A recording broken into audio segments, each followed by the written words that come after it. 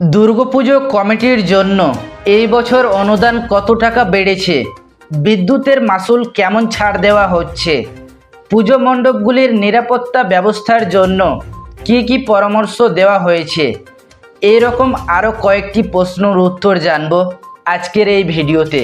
সরকারি অনুদান বৃদ্ধি।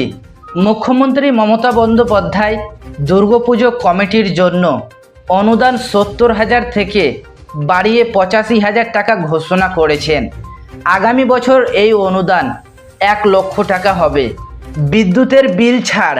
পুজো কমিটিগুলিকে মাসুল 75% ছাড় দেওয়া হবে, যা গত বছর 66% ছাড় থেকে বৃদ্ধি পেয়ে আরও বেশি।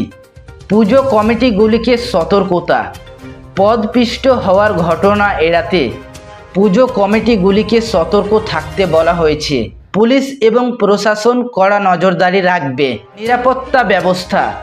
পুজো মণ্ডপগুলিতে ড্রোন, সিসি ক্যামেরা এবং ওয়াচ টাওয়ারের মাধ্যমে নজরদারি চালানো হবে। লাইফ জ্যাকেট ছাড়া নৌকা চড়ার বিষয়েও সতর্ক থাকতে হবে। স্বাস্থ্যসেবা। পুজোর সময়ে অসুস্থ হলে দ্রুত স্বাস্থ্য পরিষেবা পাওয়া যাবে, সেই জন্য কন্ট্রোল রুম খোলা হয়েছে। অতিরিক্ত নিরাপত্তা। মহিলাদের জন্য নিরাপত্তা এবং প্রবীণদের সুবিধার দিকে বিশেষ নজর রাখা হবে। ভিআইপি কার্ড এর মাধ্যমে প্রবেশ পক্ষে নয় মমতা। এই ছিল আজকের আপডেট। ভিডিও ভালো লাগলে লাইক করবেন।